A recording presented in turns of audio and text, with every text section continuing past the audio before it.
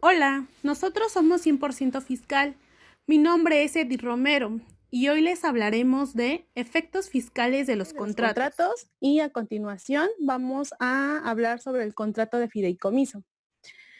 De conformidad con lo establecido en el artículo 381 de la Ley General de Títulos y Operaciones de Crédito, el fideicomiso en términos generales es un contrato celebrado entre el fideicomitente y el fiduciario, que es una institución fiduciaria, en virtud del cual el fideicomitente transmite la propiedad o la titularidad de toda clase de bienes o derechos a la fiduciaria, excepto de aquellos que sean estrictamente personales del fideicomitente, con la finalidad de la realización de determinado fin o propósito.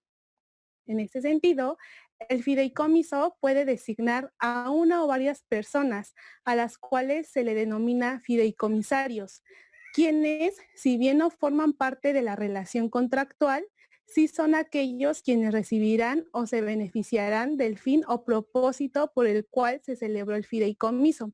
Sin embargo, la designación del fideicomisario no es indispensable para que el fideicomiso sea válido, es decir, tenga efectos jurídicos. Ahora, los elementos personales de este contrato son tres: el fideicomitente, fiduciaria y el fideicomisario. Por fideicomitente vamos a entender que es aquella persona que transmite la propiedad o la titularidad de uno o más bienes o derechos, según sea el caso, para ser destinados a fines lícitos y determinados.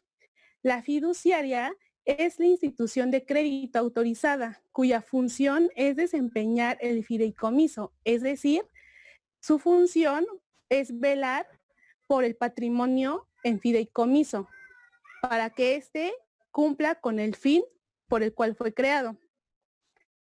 Y tenemos al fideicomisario, que son las personas físicas o morales que tienen capacidad necesaria para recibir el provecho que el fideicomiso implica.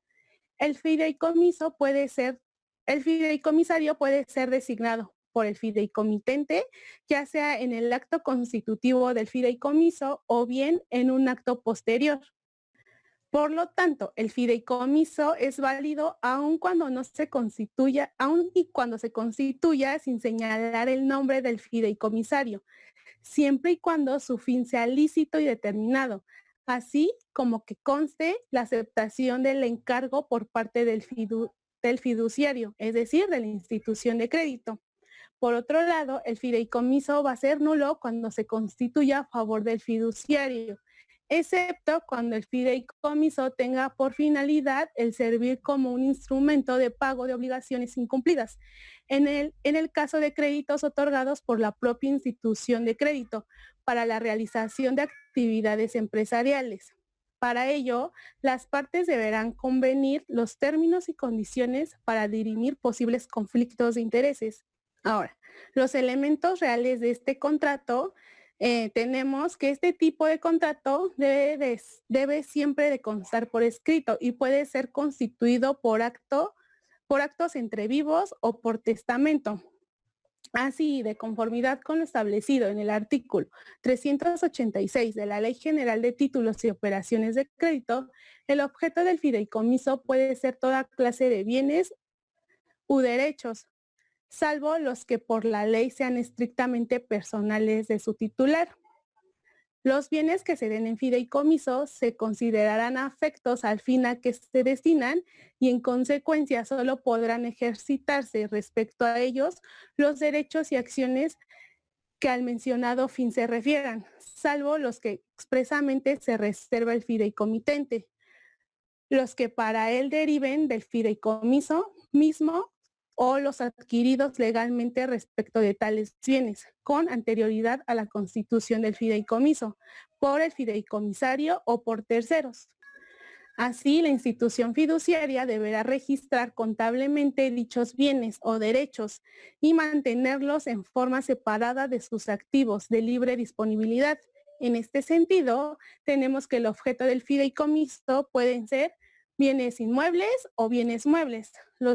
Cuando se trata de bienes inmuebles, el fideicomiso se deberá inscribir en la sección de la propiedad del registro público del lugar en que el inmueble esté ubicado. Ello a fin de que surte efectos contra terceros desde la fecha de la referida inscripción. Cuando se trata de bienes muebles, el fideicomiso deberá inscribirse en la sección única del Registro Único de Garantías Mobiliarias del Registro Público de Comercio, con la finalidad de que surte efectos contra terceros también desde la fecha de la referida inscripción. Ahora, los efectos fiscales de este contrato vamos a tratarlos en términos generales en un primer momento. En este sentido, tenemos dos supuestos. El primero es si el fideicomiso transmite bienes en propiedad, se presentarán todos los efectos inherentes a una enajenación. Sin embargo, si el patrimonio afectado en fideicomiso es un negocio mercantil, se presentarán los efectos inherentes a la realización de actividades empresariales. Así, derivado de los dos supuestos, tenemos que los efectos fiscales van a depender del objeto dado en fideicomiso, así como de la finalidad del mismo, por lo que para analizar el efecto fiscal va a ser preciso dividir el fideicomiso de la siguiente manera. En un primer ámbito lo vamos a manejar como una enajenación. En este sentido, tenemos que la fracción quinta del artículo 14 del Código Fiscal de la Federación establece los supuestos por los cuales se entiende que existe una enajenación de bienes a través del fideicomiso. Dichos supuestos son los siguientes. El primero es en el acto en el que el fideicomitente designe o se obliga a designar fideicomisario diverso de él, siempre que no tenga derecho a readquirir del fiduciario los bienes. Otro es en el acto en el que el fideicomitente pierde el derecho a readquirir los bienes del fiduciario, si se hubiera reservado tal derecho.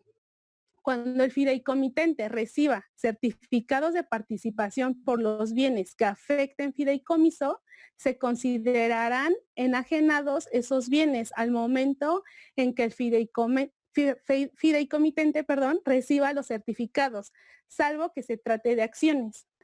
Asimismo, el artículo 14 del Código Fiscal de la Federación, pero ahora en su fracción sexta, nos va a establecer los momentos por los cuales se entiende que existe una enajenación de bienes, derivado de la cesión de derechos que se tenga sobre los bienes afectos al fideicomiso.